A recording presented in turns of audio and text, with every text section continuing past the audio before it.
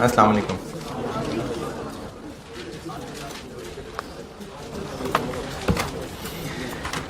दुरूद शरीफ पढ़ लें।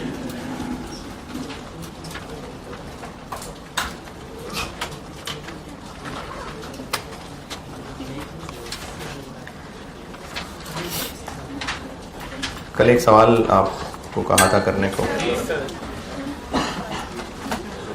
पूरे साल में एक ही ट्रांजैक्शन हुई थी और एक ही लॉट में, मतलब एक ही दफ़ा मंगवाया, और जितने खर्चे हैं सब उसी को मंगवाने के खर्चे थे। कितने यूनिट्स मंगवाए थे? और साल के एंड पे 2800 बचे रह गए थे। तो 2800 से मल्टीप्लाई करने के लिए 1 यूनिट की कॉस्ट चाहिए। तो वो जो मंगवाने के सारे खर्चे थे उसको 30 पे डिवाइड कर लें तो 1 यूनिट की कॉस्ट आ जाएगी। और उस पूरी लिस्ट में सबको ऐड कर लें? नहीं, आखिरी 2 को नहीं करना, और रिफंडेबल सेल्स टैक्स को भी नहीं करना। ट्रांजिट इंश्योरेंस होती है कि ये जो चीज़ों ने रास्ता तय करके आना है, जिसमें समुद्री रास्ता भी है, हवाई रास्ता भी है, तो उसमें जो थ्रेट्स होते हैं, जो रिस्क होते हैं, उनको कवर करने के लिए इंश्योरेंस करवाई जाती है, और ये मोस्टली ज़रूरी होती है। तो उसके लिए जो प्रीमियम दिया जाता है ये वो ट्रांजिट इंश्योरेंस है, और ये ज़रूरी खर्चा है, इसके बगैर चीज़ें ही नहीं हम खरीद सकते। तो इसकी ट्रांजिट इंश्योरेंस ये ऐड होगी। फायर इंश्योरेंस तब आती है जब चीज़ें, बल्कि चले मैं सारी आइटम्स बता ही देता हूँ एक एक करके।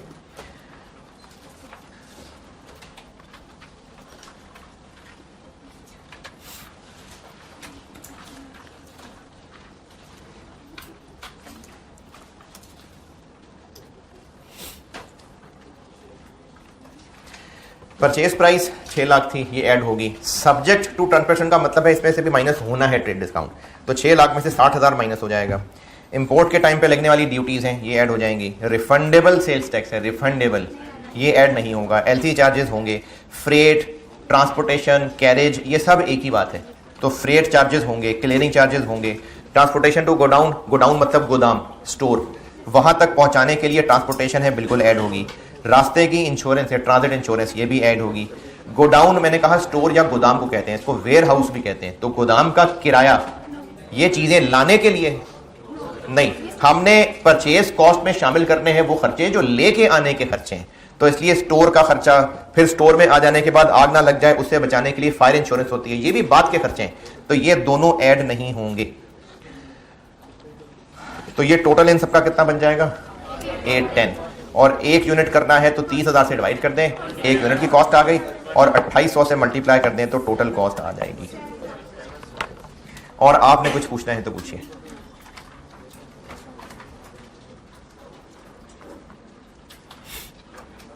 ठीक है, एक नोट लिख लें, ये जो टैक्सेस ड्यूटीज है इनके बारे में। अगर तो आपको नाम लेके बता दिए हैं टैक्सेस ड्यूटीज के रिफंडेबल हैं तो रिफंडेबल है, कह दिया नॉन रिफंडेबल है तो नॉन रिफंडेबल है। लेकिन अगर नहीं लिखा साथ के रिफंडेबल है कि नॉन रिफंडेबल, तो क्या करें? तो इनकम टैक्स के वर्ड के अलावा बाकी सब बाय डिफॉल्ट नॉन रिफंडेबल ही होते हैं। दोबारा, टैक्सेस और ड्यूटीज, अगर रिफंडेबल नॉन रिफंडेबल वर्ड लिखा है फिर तो ठीक है, पता चल गया। लेकिन अगर नहीं बताया कि रिफंडेबल है कि नॉन रिफंडेबल है, तो इनकम टैक्स हमेशा रिफंडेबल होता है, उसके अलावा बाकी जो भी टैक्स और ड्यूटी है वो नॉन रिफंडेबल ही होता है। टैक्सेस और ड्यूटीज अगर रिफंडेबल और नॉन रिफंडेबल बता दिए तो फिर तो बता दिए, लेकिन अगर नहीं बताए तो क्या करना है ये कह रहा हूं। इनकम टैक्स रिफंडेबल ही होता है, उसके अलावा जो भी कोई ड्यूटी या टैक्स होगा वो नॉन रिफंडेबल माना जाएगा। इधर हो जाओ बेटे, थोड़ा सा आगे हो जाए, थोड़ा सा ये लो।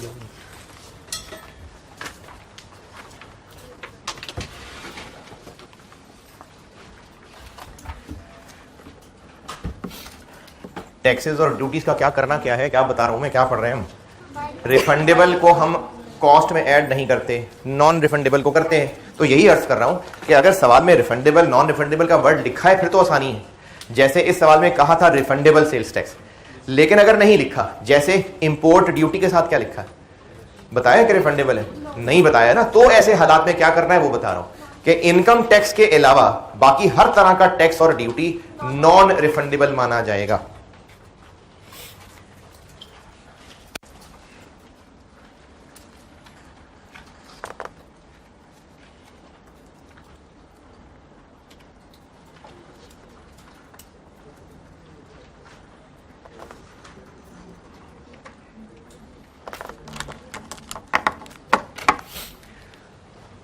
अच्छा, कल की एक छोटी सी समरी, कल ये पढ़ना शुरू किया था कि इन्वेंट्री होती है जो किसी भी पॉइंट ऑफ टाइम पे बिजनेस के पास पड़ी हुई चीज़ें या मटेरियल है, वो इन्वेंट्री है।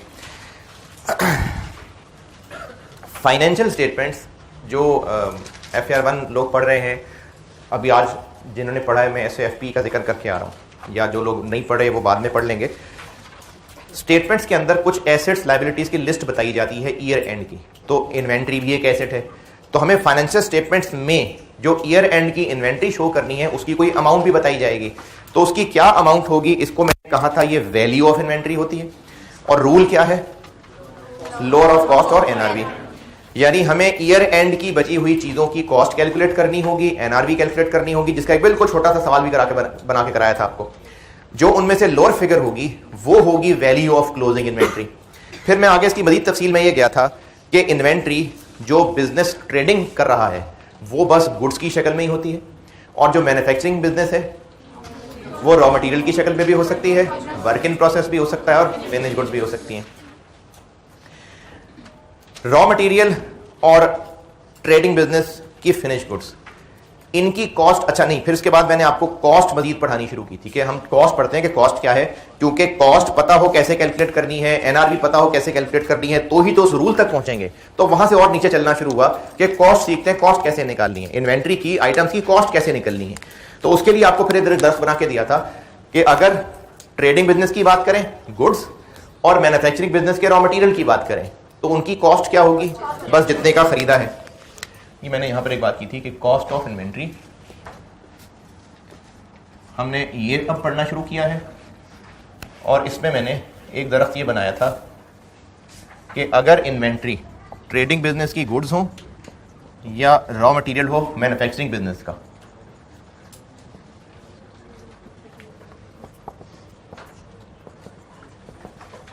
ये कल वाला ही दरख्त बना रहा हूं, या फिर वर्क इन प्रोसेस और फिनिश गुड्स हो मैन्युफैक्चरिंग बिजनेस की,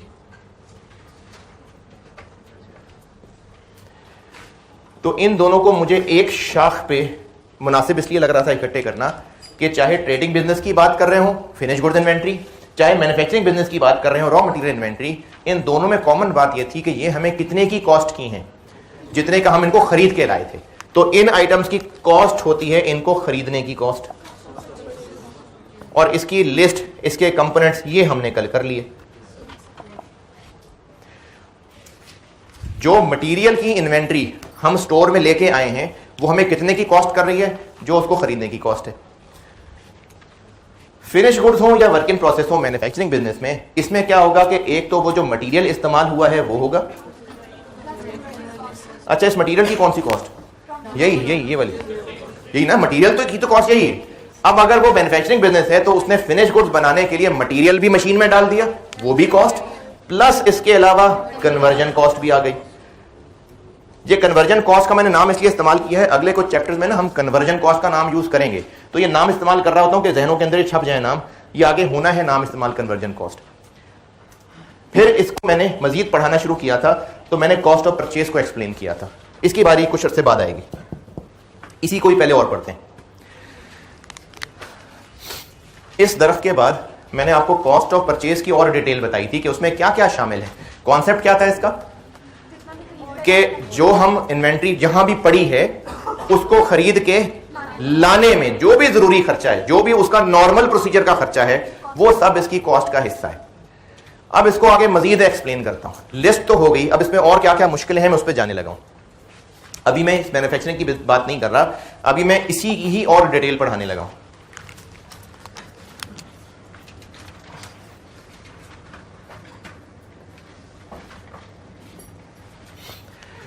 अच्छा, अभी ना मैंने सिर्फ इतना बताया था कि इन चीजों की कॉस्ट कैसे कैलकुलेट होती है। अब मैं उसको एक और चीज से लिंक करने लगा हूं जो आप इनफैक्ट सवाल में कर भी चुके कि क्लोजिंग स्टॉक की कॉस्ट कैसे निकालें। इसमें और इसमें फर्क क्या है? इनफैक्ट फर्क कोई नहीं है, ये मैंने और स्पेसिफाई कर दिया। यहां पर क्या बता रहा था कि जो चीजें हम ला रहे हैं उनकी कॉस्ट क्या है। अब यहां पर ये लिखने से मुझे क्या, मैंने इसको स्पेसिफाई कर दिया कि जो ईयर एंड पे बची हुई चीजें उनकी कॉस्ट। अब मैं इसको और स्पेसिफाई कर रहा हूं कि ठीक है, जो चीजें हम खरीदते हैं, खरीद के लाते हैं, वो हमें इतनी कॉस्ट करती हैं।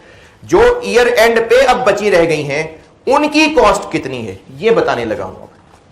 और अभी मैं फिर दोबारा बता दूं, मैं अभी सिर्फ और सिर्फ रॉ मटेरियल की बात कर रहा हूं,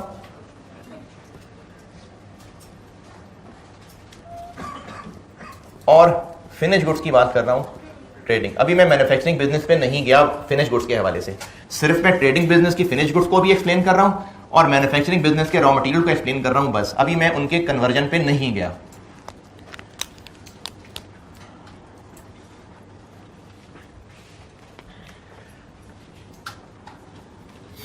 जो ईयर एंड पे पड़ी हुई चीजें हैं उनकी कॉस्ट करने लगा हूं कैलकुलेट। आल्दो कि आप क्वेश्चन 1 में कर चुके हैं, ये क्वेश्चन 1 में अभी कर आए हैं आप, लेकिन मैं उसमें और मसाइल बता रहा हूं। जो चीजें, अच्छा क्लोजिंग स्टॉक से क्या मुराद है? क्लोजिंग स्टॉक ईयर एंड पे, क्लोजिंग स्टॉक का टर्म इस्तेमाल होता है ईयर एंड पे जो बचा हुआ है।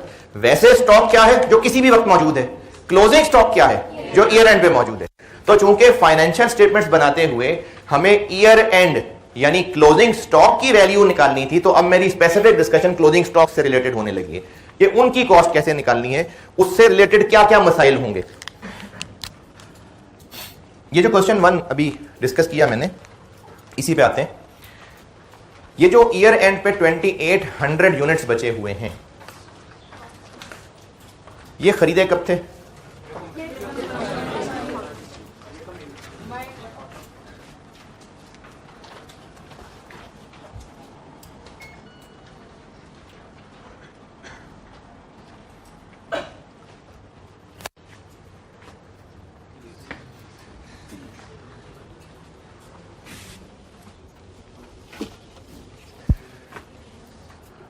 यार फारिग ही बैठे हो, किसी ऑफिस भाई को बुलाना, मैं वेट कर लेता हूं आपका।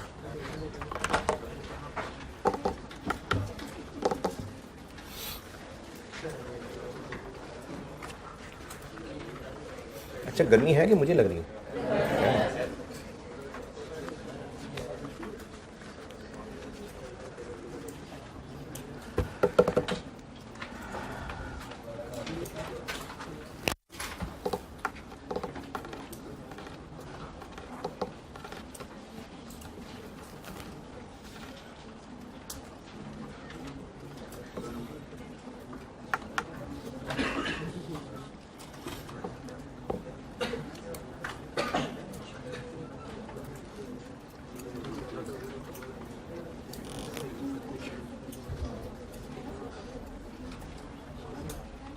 यार ये इसका टेम्परेचर देखें, इस वाले का, ये आगे वाले का, ये वाला, कूलिंग बढ़ाएं इसकी।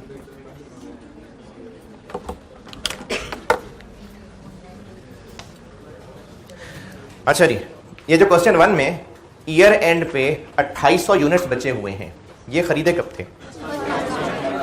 और ये जो ऊपर डाटा है सारा, ये 30,000 यूनिट्स जो एक ही बार में खरीदे थे, सारे उन्हीं के खर्चे हैं।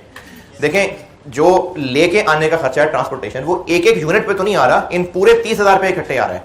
यही वजह थी कि हमें उन 30,000 यूनिट्स की पर यूनिट कॉस्ट निकालने के लिए ये सारे खर्चों को ऐड करना पड़ा ना, क्योंकि थे ही सारे उसी के, तो फिर पर यूनिट निकली।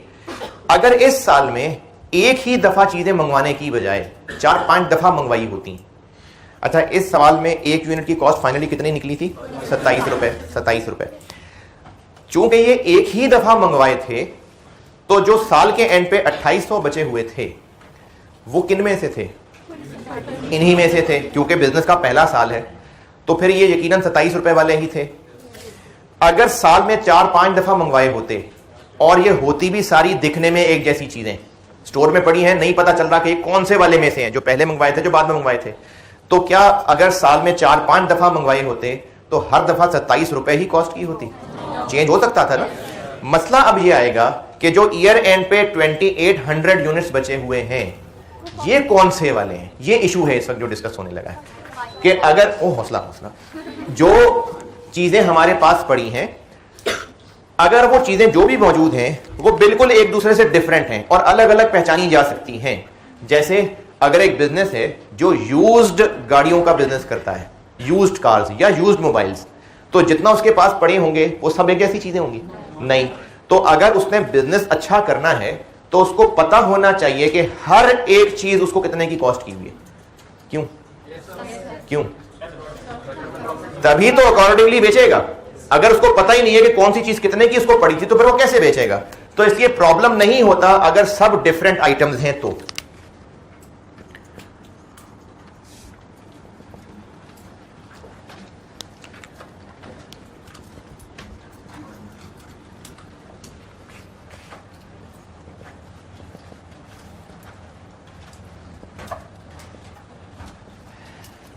अगर स्टॉक में सारी आइटम्स डिफरेंट पड़ी हुई हैं और हर एक की अपनी अपनी पहचान है तो फिर तो मसला ही नहीं है। फिर बिजनेस के पास किसी ना किसी शक्ल में रिकॉर्ड मौजूद होगा कि जो जो चीजें पड़ी हैं वो कितने कितने की खरीदी थी। तो इस सूरत में क्या होगा, इनकी कॉस्ट होगी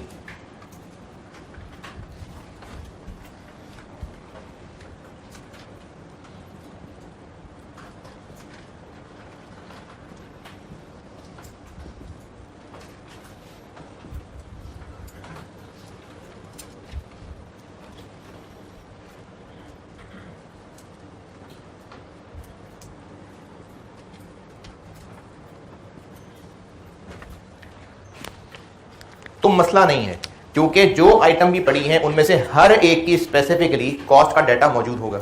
तो ये इस वक्त इशू ही नहीं है जिसको हम पढ़ें।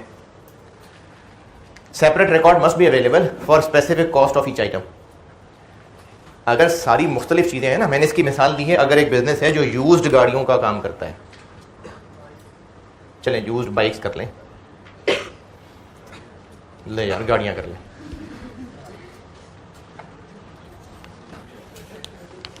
तो फिर हर गाड़ी डिफरेंट है, हर गाड़ी डिफरेंट चली हुई है, उसमें डिफरेंट डिफरेंट मसले हैं। तो उस बिजनेस को यकीनन पता होना चाहिए कि कौन सी गाड़ी कितने में खरीदी थी। तो ये इस वक्त इशू ही नहीं है। इशू आएगा यहां पर कि जहां पर स्टॉक में पड़ी हुई सारी चीजें एक जैसी हैं। जैसे ये मार्कर है, अब जो ये पियानो का मार्कर है लेट्स से, अब ये मार्कर जब मैं पिछले सेशन में पढ़ा रहा था तो भी पियानो के मार्कर इसी तरह के, इसी डिजाइन के होते थे। उससे पिछले सेशन में पढ़ा रहा था तब, यानी ये डिजाइन चेंज नहीं कर रहे, दिखने में एक जैसे ही हैं और बेशक दिखने में एक जैसे हैं, लेकिन महंगाई की वजह से रेट्स बदल रहे हैं। तो जिस शॉप पे ये मार्कर हैं, जो शॉप जो बिजनेस ये मार्कर्स बेचता है, उसके पास ईयर एंड पे जितने मार्कर्स पड़े हुए हैं शोकेस के अंदर, वो उसने कब खरीदे थे। हो सकता है कि जो स्टॉक में पड़े हुए मार्कर्स हैं उनमें से कुछ पिछले हफ्ते खरीदे थे, कुछ पिछले महीने खरीदे थे, कुछ 4 महीने पहले खरीदे थे, और वो सब दिखने में एक जैसे थे लेकिन कॉस्ट उनकी फर्क थी ना।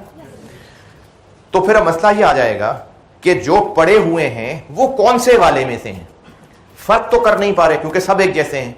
तो उसके लिए फिजिकल फर्क तो नहीं हो सकता, सिर्फ बुजुर्गों का एक तरीका बनाया हुआ है। एक होता है FIFO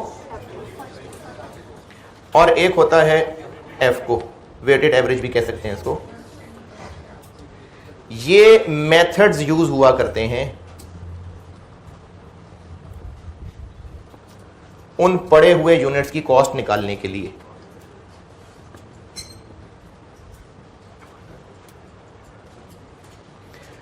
ये 2 मेथड्स हैं जो इस्तेमाल हुआ करते हैं। फिजिकली तो हमें नहीं पता उन मार्कर्स में से कौन से पुराने हैं कौन से नए हैं, लेकिन कोई नहीं, बुजुर्गों ने हल निकाला हुआ है। एक FIFO मेथड है और एक FCO मेथड है, दोनों में से जो मर्जी बिजनेस लगा ले। ये मेथड्स हैं, FIFO and FCO methods are used to determine cost of closing stock. फिर ये कोई मेथड्स लगाने पड़ते हैं। तो अब हम उन मेथड्स को सीखने लगे।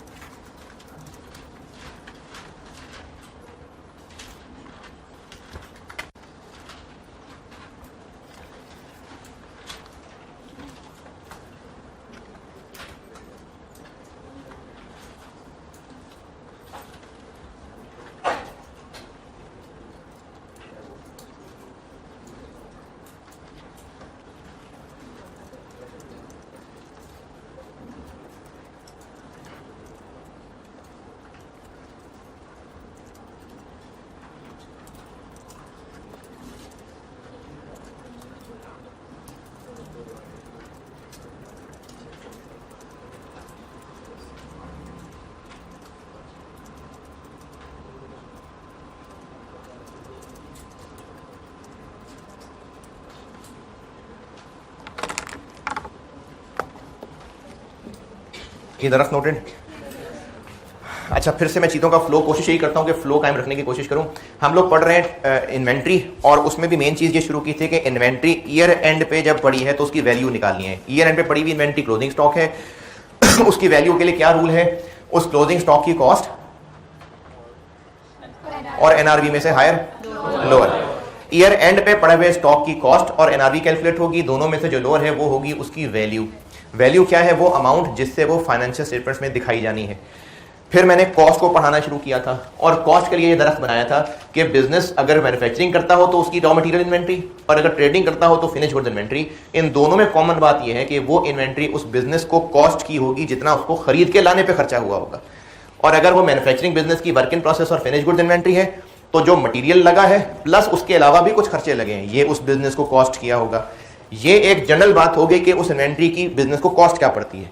अब मैं इसको और स्पेसिफिक लेके आया कि ईयर एंड पे बचे हुए की कौन सी कॉस्ट है, ये मैंने उसको और स्पेसिफिक कर दिया। तो उसका हल ये बताया कि अगर वो सारी डिफरेंट आइटम्स हैं तो फिर तो बिजनेस को पता होगा कि उनकी कितनी कितनी कॉस्ट पड़ी थी, लेकिन अगर मिलती जुलती हैं तो फिर पड़ी हुई तो सब देखने में एक जैसी हैं।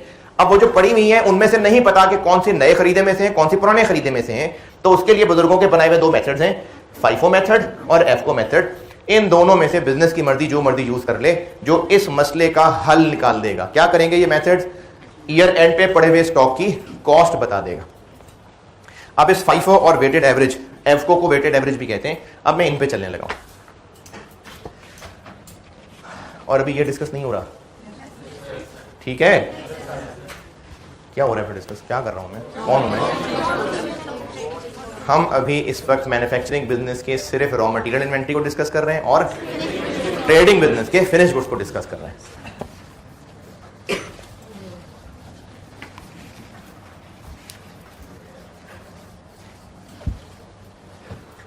हटा दूं?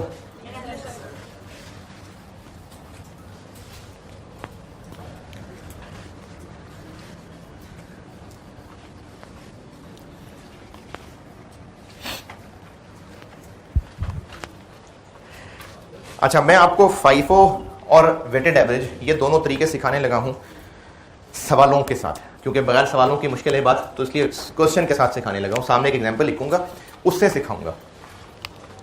लेकिन उससे पहले एक और कॉन्सेप्ट देख लें, फिर सवालों पे आता हूं।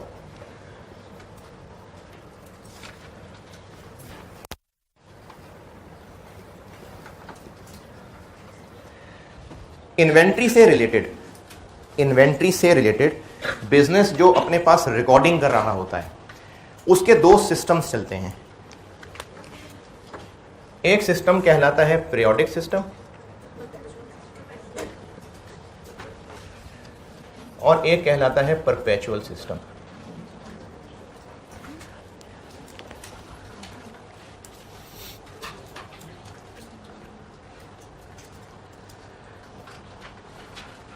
अच्छा, मैं सामने उन्हीं लोगों को समझ के पढ़ा रहा हूं जिन्होंने इंट्रो नहीं पढ़ी हुई। मैंने इतना ही बताया आप लोगों को, इन्वेंट्री है बची हुई चीजें जो हमारे पास मौजूद हैं, ठीक है, उन्हीं को हम पढ़ रहे हैं। तो जिन लोगों ने नहीं पढ़ी हुई इंट्रो टू अकाउंटिंग, अगर उनको किसी बात पे लगता है कि नहीं सर ये बात नहीं समझ आई, तो बेटा आप पूछेंगे तो फिर मुझे रियलाइज होगा कि मुझे दोबारा बताना है। इसलिए जितने लोग FR1 जो अभी पढ़ रहे हैं उनमें से बैठी हुई कौम, यहां तक समझ आ रही है बातें? जाग रहे हैं ना?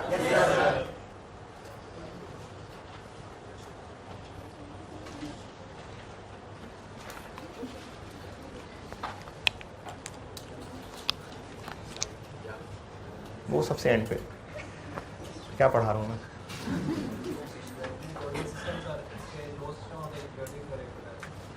अच्छा, पीरियोडिक क्या होता है? नहीं बताया अभी? अच्छा, ठीक, नहीं बताया।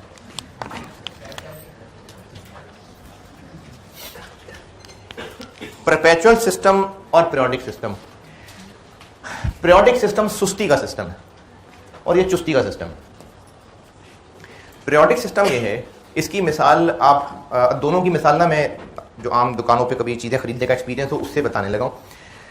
किसी स्टोर पे, किसी जनरल स्टोर पे या किसी मेडिकल स्टोर पे या इवन किसी जूतों के स्टोर पे कोई चीज़ खरीदने जाएं और उस दुकानदार से जब वो चीज़ मांगी जाए तो वो चीज़ उसके पास है या नहीं है, इसके लिए वो उठेगा, शोकेस में ढूंढेगा, चीज़ें इधर उधर पलटेगा और ढूंढने के बाद आके बताएगा जी नहीं है। तो इसका मतलब उसको ज़बानी नहीं पता था और उसने कहीं लिखा भी फिर नहीं हुआ था। उसको ये चीज जानने के लिए कि चीजें पड़ी हैं या नहीं, क्या करना पड़ा, जाके स्टॉक को फिजिकली देखना पड़ा। दूसरी मिसाल, कुछ में शायद ऐसा इत्तेफाक हुआ हो, नॉर्मली ये थोड़े बेहतर मेडिकल स्टोर में होता है, ये बिल्कुल छोटी सी दुकान में नहीं होगा, थोड़ी सी जो बेहतर है। और आजकल तो वो ये इतना सिस्टम चल गया फ्रेंचाइज का कि थोड़ा सा भी रश वाला इलाका है तो उनमें फिर ये फजलदीन और ये क्लिनिक्स और इनके फ्रेंचाइज खुले होते हैं। अगर इस तरह के स्टोर्स पे कभी जाने का इत्तेफाक हुआ हो तो इनको ये बताने के लिए कि चीज़ें पड़ी हैं या नहीं, जाके देखने की जरूरत नहीं है, वहीं से बैठे बैठे टरखा देंगे, मूड नहीं है तो बस नहीं है। उनके पास कंप्यूटर के अंदर लिखा आ रहा होगा। अच्छा, कंप्यूटर को कैसे पता? क्योंकि उसने खरीदते हुए बेचते हुए सारा कुछ साथ साथ कंप्यूटर में एंटर किया हुआ है, और कंप्यूटर वही हिसाब किताब करके बता देता है कि इतनी खरीदी थी, इतनी बेची हैं, तो अब इतनी पड़ी होनी चाहिए। अच्छा, कंप्यूटर की आंखें नहीं, वो देख के नहीं बता रहा, कंप्यूटर ने जाके नहीं देखा है, कंप्यूटर को जो हमने लिख के दिया था उसने तो उसके हिसाब से कैलकुलेट करके दिया है। तो कंप्यूटर को यह बात तभी पता है अगर हम साथ साथ अपने पास रिकॉर्ड रखते जा रहे हैं कि इन्वेंट्री कितनी आई कितनी गई। तो बिजनेस अगर साथ साथ इन्वेंट्री की हर ट्रांजैक्शन का रिकॉर्ड रखता हो, इसको परपेचुअल सिस्टम कहते हैं।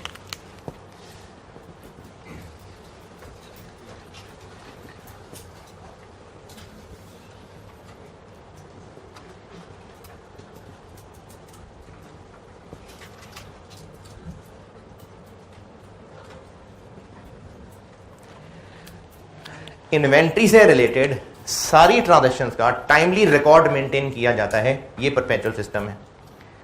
इसीलिए सिस्टम के अंदर ही इस बात का पता होगा कि अभी कितनी चीजें पड़ी हुई हैं। Closing stock can be determined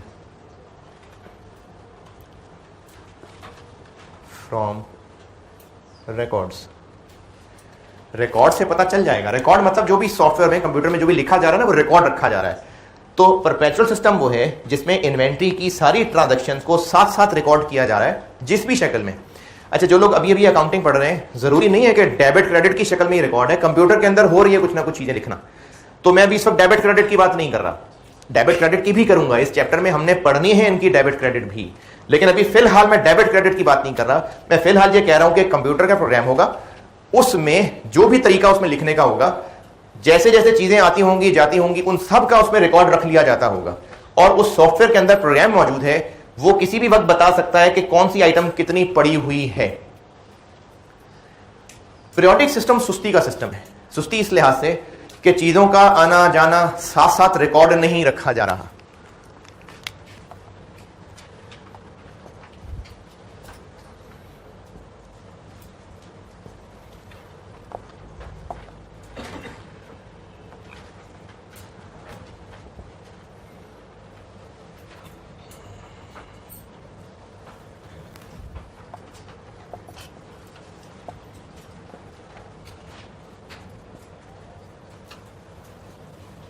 her transaction से साथ रिकॉर्ड अपडेट नहीं हो रहा होता। इन्वेंट्री का कोई सॉफ्टवेयर नहीं, कोई ऐसा तरीका नहीं जिससे हमें पता चले कितनी इन्वेंट्री आई, कितनी गई, कितनी चीजें पड़ी हुई हैं। फिर इस सूरत में अगर ईयर एंड पे पड़ी हुई कितनी चीजें हैं ये जानना है तो क्या करें? फिर फिजिकली जाके गिनना पड़ेगा, जैसे वो मैंने पहले दुकानदार की मिसाल दी थी। तो इस सिस्टम के तहत क्लोजिंग स्टॉक फिजिकल गिनना पड़ता है।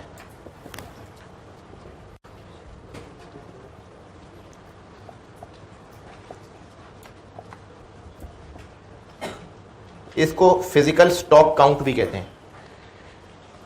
जो अंग्रेजी नहीं पढ़ी जा रही वो भी पढ़ देता हूं। यहां मैंने लिखा है timely record is maintained for all inventory related transactions. दूसरी बात मैंने लिखी है closing stock can be determined from records. Periodic system में मैंने लिखा है inventory records are not updated for every inventory related transaction. दूसरी बात मैंने लिखी है closing stock is determined by physical stock count.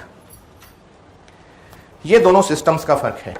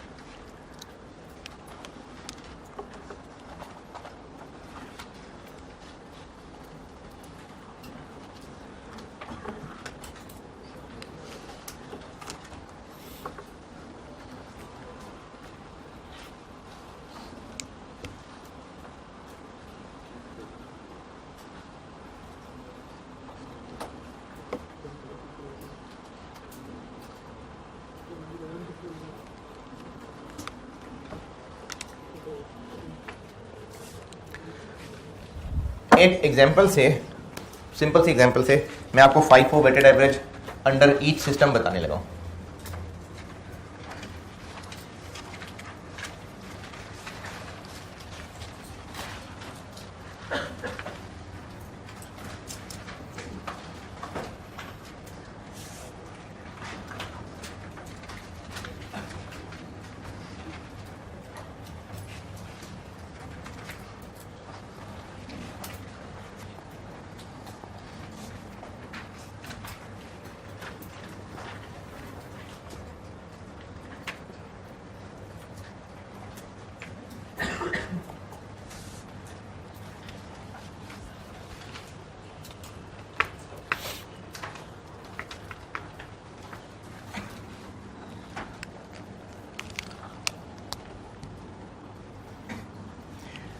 Closing stock क्या होगा, क्या होता है ईयर एंड पे या किसी पीरियड एंड पे जो चीजें बची हुई हैं। ओपनिंग क्या होगा फिर, जो चीजें जून के एंड पे बची हुई हैं अगले ही लम्हे वो जुलाई के शुरू पे बची हुई हैं। तो जुलाई के महीने के शुरू में जो स्टॉक पड़ा हुआ मौजूद था 1 जुलाई 21 को, जो उस वक्त स्टोर में चीजें मौजूद थी, ओपनिंग स्टॉक कह रहा हूं मैं उसको,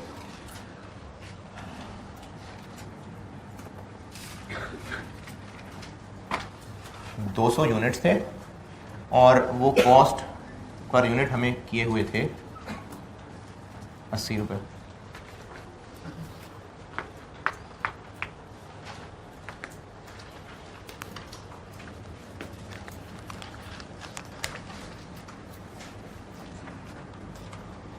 चार तारीख को मज़ीद ख़रीदे 150 यूनिट्स 85 पे।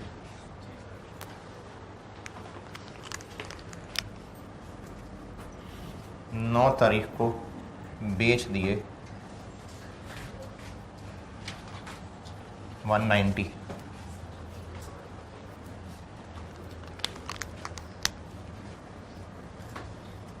14 तारीख को मज़ीद ख़रीदे 300।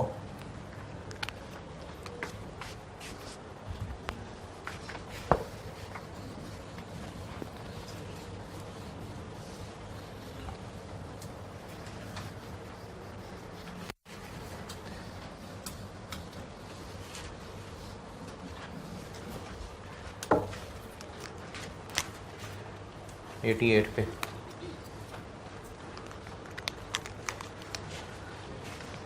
19 तारीख को सेल कर दिए 220 यूनिट्स।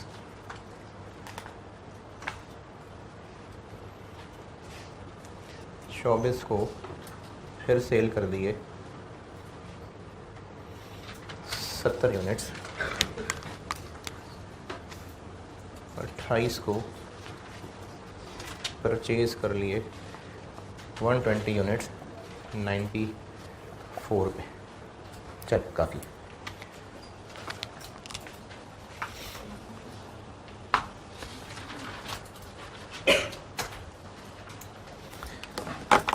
मैंने कहा था बोर्ड पे लिखा हो ना, बोर्ड पे ही रहना, मेरे पे फौरन ना आ जाना।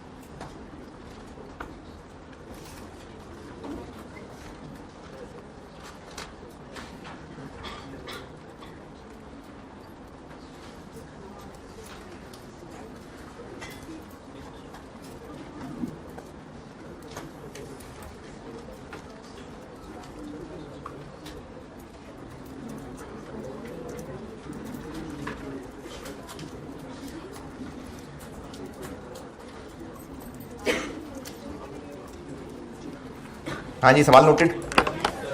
सवाल की रिक्वायरमेंट है, लिखें, मुझसे रिक्वायर्ड है।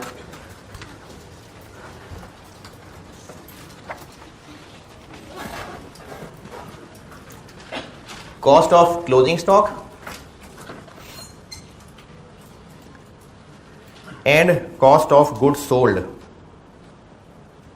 जो जुलाई के महीने में यूनिट्स बेचे हैं उनकी कॉस्ट, और जो जुलाई के एंड पे बचे रह गए हैं उनकी कॉस्ट।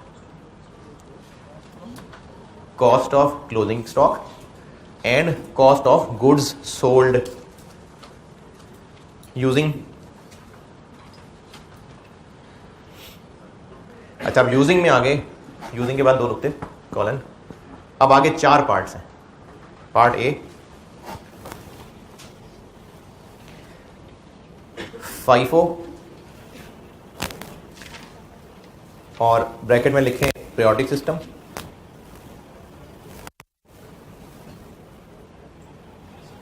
नेक्स्ट फाइफो और ब्रैकेट में लिखें परपेचुअल सिस्टम।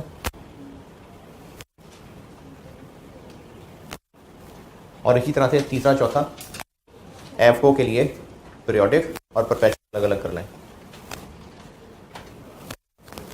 दो फाइफो की रिक्वायरमेंट हो गई, दो एफओ की हो गई।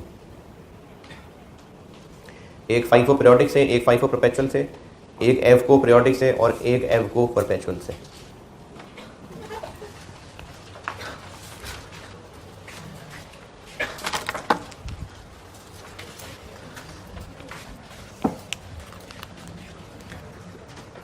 फाइफो पीरियोडिक करता हूं पहले।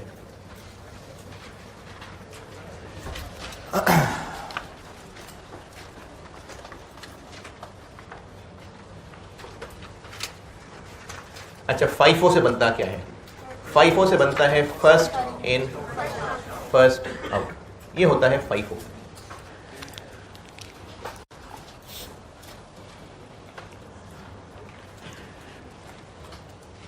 ये सिर्फ एक कॉस्टिंग मेथड है, असल में जरूरी नहीं ऐसा हो रहा, यानी असल में जरूरी नहीं है कि स्टोर से फर्स्ट इन फर्स्ट आउट, जो यूनिट्स पहले स्टोर में आए थे पहले वो बेचेंगे। असल में नहीं जरूरी है ऐसा। असल में दुकानदार ये थोड़ी देखेगा बैठ के कौन से पहले आए, वो तो जिसपे हाथ पड़ेगा उठा के पैकेट दे देगा। ये सिर्फ कॉस्टिंग मेथड है फाइफो।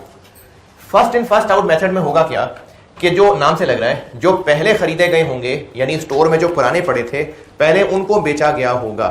तो इस सूरत में साल के एंड पे जो बचे रह गए होंगे वो जो रिसेंट खरीदे थे उनमें से बचे होंगे।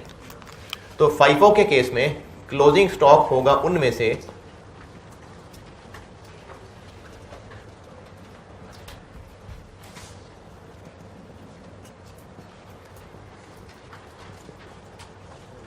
जो सबसे आखिर में खरीदी थी। Closing stock most recent purchases को रिप्रेजेंट कर रहा होगा। जो सबसे आखिर में चीजें खरीदी थी उन्हीं में से बचा हुआ होगा।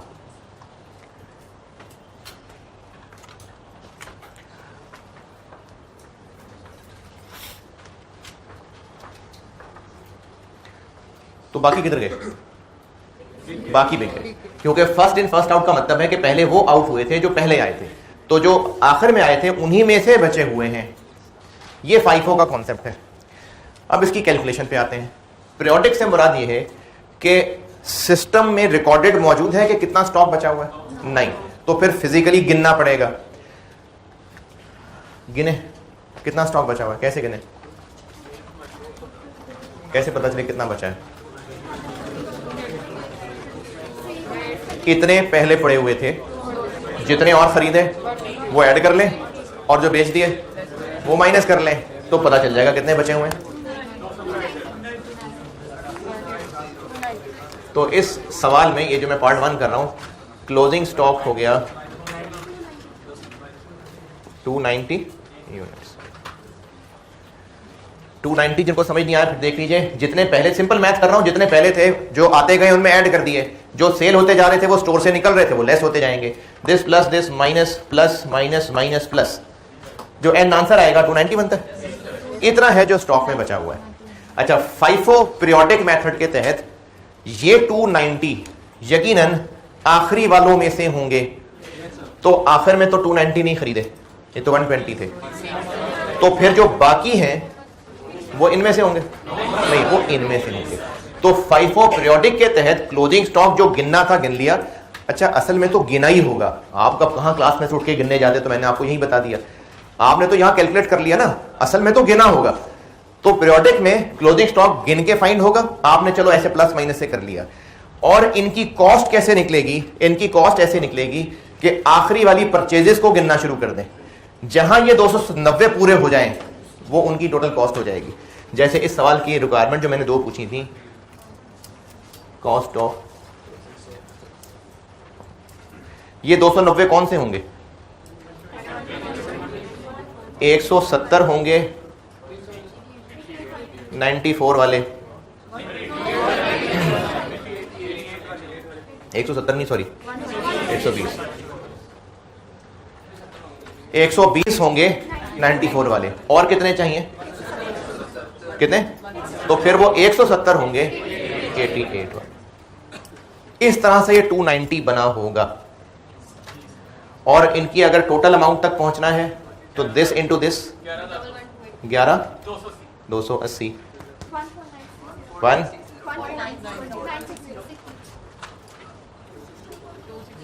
26 ये कैसे किया दोबारा सुन लीजिए। जितना स्टॉक में यूनिट्स रहते हैं वो आपने आखिरी परचेजेस से ऊपर चलना शुरू करना है। जब वो 290 पूरे हो जाए बस वो परचेजेस का काम पूरा हो गया। तो ये जो 290 यूनिट्स हैं, क्योंकि FIFO है ना, पुराने बिक गए होंगे, जो बाद में बचे रह गए होंगे वो रीसेंट परचेजेस में से होंगे। तो तरीका ये है कि जितने थे परचेजेस में से उल्टी गिनती शुरू कर दें, जहां ये 290 पूरे हो गए बस वहां तक रुक जाएं। जैसे 120 हो गए, कितने और चाहिए? वो फिर इसमें से होंगे। और अगर क्लोजिंग स्टॉक में बचे होते 440 120 ये होते, 300 ये होते, 420 हो गए, और 20 इसमें से होते। तो FIFO मेथड में जितने बचे हुए हैं उनको आपने आखिरी परचेजेस में से पूरा करना शुरू करना है। जहां पर वो पूरे हो गए वही क्लोजिंग स्टॉक की कॉस्ट।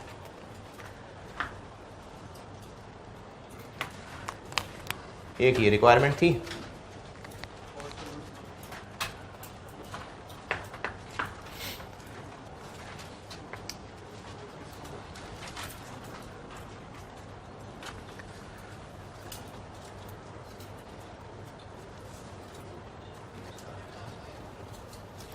दूसरी रिक्वायरमेंट क्या थी? ये मैं आपको 2 तरीकों से बताता हूं। कॉस्ट ऑफ सेल्स, ये मैंने को 1-2 दिन पहले बताई ये बात। क्या होती है कॉस्ट ऑफ सेल्स? कि जो चीजें हमने सेल की हैं वो हमें कितने की कॉस्ट की थी। अब देखें स्टोर वाले मामलात, सेल्स कितनी की हैं हमने? नहीं 3 तो की हैं। कितने यूनिट्स हैं? 480 यूनिट्स। तो 480 यूनिट्स हैं जो सेल हुए हैं। कॉस्ट ऑफ सेल क्या है कि ये 480 हमें कितने के कॉस्ट किए थे। 2 तरीकों से बताने लगूं। स्टोर में इतने पहले पड़े हुए थे, इतने और खरीदे, इतने और खरीदे, इतने और खरीदे, कुछ बिक गए और बाकी बचे रह गए। ये बचे रह गए या बिक गए हैं? ये बिक गए हैं। तो कॉस्ट ऑफ सेल में एक तो ये 200 यूनिट्स हैं जो बिक गए हैं। कितने रेट वाले? 80 वाले। अभी और मजीद बिकने होंगे, ये भी बिक गए होंगे। फिर 85 कितने हो गए? नहीं अभी और है 130, वो इनमें से बिके होंगे 88 वाले। अब इसका हिसाब किताब देखिएगा, ये बिक गए, ये भी बिक गए। इन 300 में से 130 बिक गए, बाकी कितने? 170। ये वो 170 है जो बचे रह गए थे। और ये तो बचे ही हुए हैं। तो ये हुआ है टोटल हिसाब के जो ओपनिंग थे वो भी बिक गए, ये भी सारे बिक गए, और इनमें से 130 बिक गए। इस तरह बने हैं ये 480। इनमें से 130 बिके, 170 रहते हैं, और ये वाले तो रहते ही रहते हैं। तो इस तरह से ये 290 बना था। ठीक है, तो इनकी अमाउंट्स बनाएं, क्या बनी?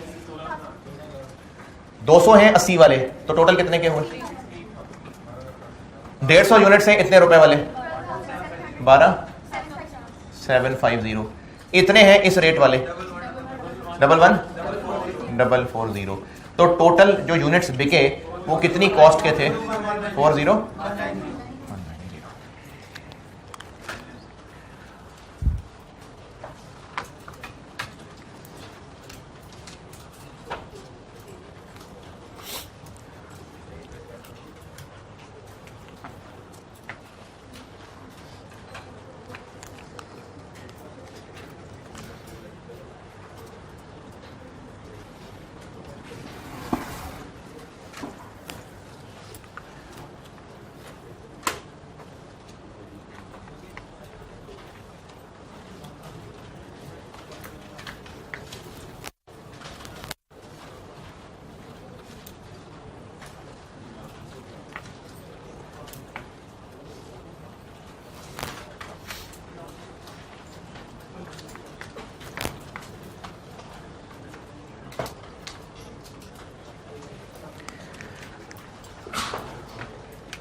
हाँ भाई यहाँ तक ओके जाग रहे हैं ना यहाँ तक कोई मुश्किल परेशानी किसी भी नए बच्चे को कोई मासूम सा बच्चा यहाँ बैठा है बिल्कुल नन्ना मुन्ना सा कोई कुछ परेशानी कुछ पूछना नहीं कुछ नहीं इसके अलावा एक और तरीका बताते हैं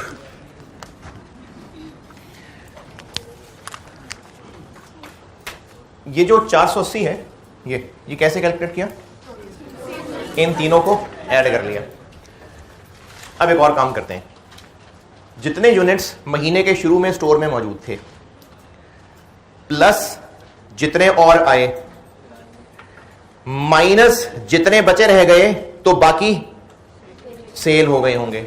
दोबारा जितने यूनिट्स पहले मौजूद थे प्लस जितने और आए माइनस जो बचे रह गए। ये आपने 290 कैसे निकाला है ये आपने ऐसे ही किया है कि 200 पहले पड़े हुए थे प्लस कितना बना ये 150 300 120 770 कैसे हो गया ये ऐसे 290 निकाला था। बेशक आपने कैलकुलेटर पे एक एक लिखा होगा लेकिन टेक्निकली ये काम किया था। क्या किया था इतने यूनिट्स पहले थे प्लस इतने खरीदे माइनस अगर इतने बेच दिए तो बाकी इतने बच गए होंगे। इतने पहले थे इतने और खरीदे इतने बिक गए तो बाकी बच गए होंगे। अब इसी को मैं रीअरेंज करके कह रहा हूं मैं ये कह रहा हूं कि इतने यूनिट्स पहले थे प्लस इतने और खरीद लिए माइनस इतने बचे रह गए तो बाकी कहां गए बाकी सेल हो गए। ये मैंने उसी को रीअरेंज किया है ना। इतने पहले थे इतने और खरीदे माइनस अगर इतने बचे रह गए तो बाकी बाहर ही गए होंगे घूमने फिरने तो नहीं गए होंगे बिके ही होंगे। इतने पहले थे इतने और खरीदे माइनस अगर इतने बचे हैं तो बाकी बिक गए होंगे। और यही चीज थोड़ी डिफरेंट शक्ल से इतने पहले थे प्लस इतने खरीदे माइनस इतने बेच दिए तो बाकी बचे रह गए होंगे। तो इसी को मैंने रीअरेंज करके यहां लिखा है। अच्छा अब देखिए ओपनिंग स्टॉक के यूनिट्स परचेजेस के यूनिट्स क्लोजिंग के यूनिट्स तो इज इक्वल टू सेल के यूनिट्स। और अगर मैं ऐसा कर दूं कि ओपनिंग स्टॉक की कॉस्ट प्लस परचेजेस की कॉस्ट माइनस क्लोजिंग स्टॉक की कॉस्ट तो सेल्स की कॉस्ट आ जाएगी। क्या मतलब सेल्स की कॉस्ट ऑफ सेल्स। तो यहां से कॉस्ट ऑफ सेल्स का एक फार्मूला याद रख लें ओपनिंग स्टॉक की कॉस्ट प्लस परचेजेस की कॉस्ट माइनस क्लोजिंग स्टॉक की cost is equal to cost of sales. देखें यूनिट्स इस्तेमाल किए तो आंसर भी यूनिट्स में आया। कॉस्ट इस्तेमाल करेंगे तो आंसर भी कॉस्ट में आ जाएगा। नहीं अब यहां मेरे पास जगह थोड़ी है इनमें वैल्यूज डाल लेते हैं। मैं ज़बानी बोलूंगा ये क्या चीज है ओपनिंग स्टॉक की कॉस्ट पूरी 200 इंटू 80 क्या बन गया 16,000। परचेजेस की पूरी cost this into this, this into this, this into this. ये है ना टोटल परचेजेस कितनी?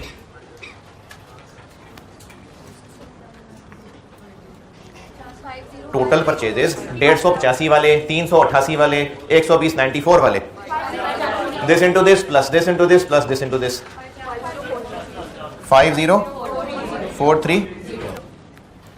ये फिगर ना कैलकुलेट हुई हो किसी से, पहले शर्म करे उसके बाद पूछना है तो पूछ ले। 50430 और माइनस क्लोजिंग स्टॉक की कॉस्ट वो भी की है कैलकुलेट, 26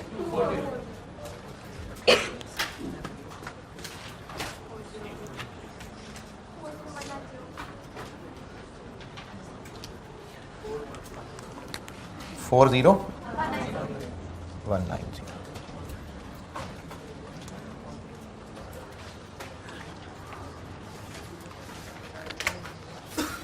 ये लाइन नजर आ रही है कैमरे?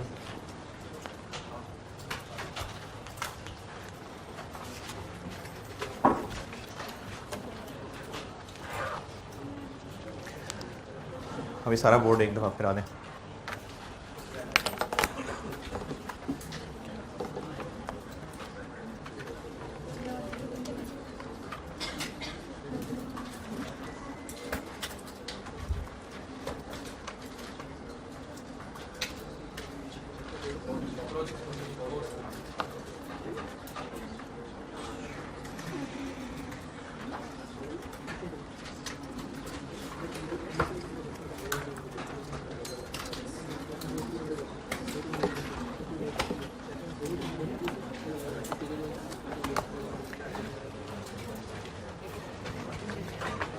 अच्छा, चूंकि ये ट्रेडिंग बिजनेस है तो इसलिए स्टॉक में जो चीजें आ रही हैं वो गुड्स हैं और यहां से कहां जा रही हैं? सेल हो रही हैं। अगर मैन्युफैक्चरिंग बिजनेस होता तो ये मैंने हिसाब आपको रॉ मटेरियल का बताया होता, जो खरीद रहे होते वो रॉ मटेरियल होता, आउट क्या हो रहा होता? मटेरियल के स्टोर में रॉ मटेरियल स्टोर इन हो रहा है, आउट क्या हो रहा? आउट कब हो रहा होता? जब इशू हो रहा होता प्रोडक्शन प्रोसेस का, तो फिर सेल की जगह इशू आ जाता। अच्छा, इस सवाल को तो मैं ही कल पूरा करूंगा। अब आप इसके सोल्यूशन के लिए काफी सारी जगह छोड़ के एक होमवर्क लिखें। कितने पेज छोड़ दें? जितनी जगह ये लगी है, वेटेड एवरेज के पीरियोडिक के लिए भी तकरीबन इतनी जगह लगेगी, और परपेचुअल में दोनों के लिए कम से कम एक एक पेज लगेगा।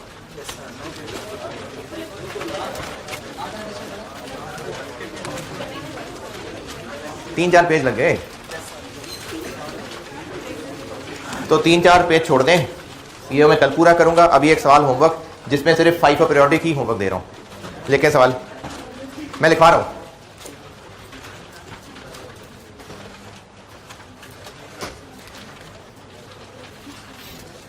Following transactions relate to raw material store of a business. Following transactions relate to a raw material store of a business.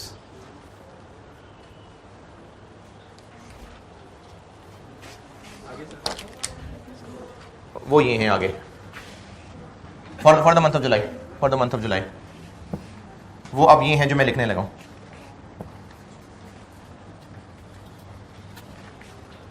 For the month of July है, फिगर्स बस मैं चेंज कर देता हूं।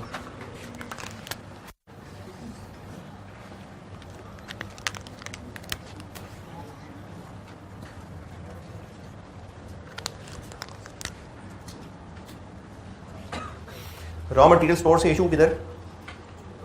प्रोडक्शन प्रोसेस का। अच्छा, trading business का store था तो गुड्स जो यहां से निकल रही थी वो बिक रही थी, उनकी कॉस्ट को क्या कहा था? Cost of sales. यहां से जो मटेरियल निकलेगा वो जाएगा प्रोसेस में, इस्तेमाल हो रहा होगा, यूज हो रहा होगा, कंज्यूम हो रहा होगा, इसकी कॉस्ट को क्या कहेंगे? Cost of material consumed. ये मैं अभी रिक्वायरमेंट पूछ लूंगा आपसे। इशू कर लेते हैं जी 210 यूनिट्स, फिर परचेज किए हैं 150, 54 वाले, फिर इशू किए हैं 180, फिर इशू किए हैं 90 और फिर परचेज किए हैं 140।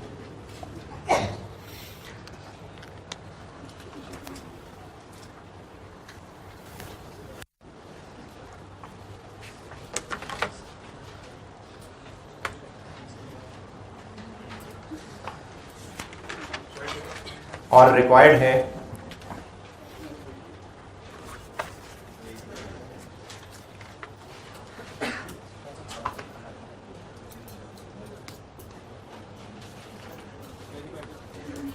है कॉस्ट ऑफ क्लोजिंग स्टॉक और कॉस्ट ऑफ मटेरियल कंज्यूम्ड। जैसे वहां कॉस्ट ऑफ सेल्स बोली थी तो यहां cost of material consumed using वही चारों। रिक्वायर्ड तो लिखे ना, रिक्वायरमेंट यही जो इसके 4 बताए थे यूजिंग, जिनमें से आप ये करके आ रहे हैं बस, आप FIFO पीरियोडिक करके आ रहे हैं बस।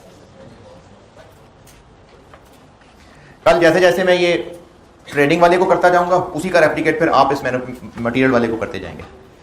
तो अभी चूंकि मैंने सिर्फ एक ही सॉल्व किया है FIFO पीरियोडिक, तो आपसे होमवर्क भी फिर सिर्फ एक ही है FIFO पीरियोडिक। चल ठीक है जी, अल्लाह हाफ़िज़।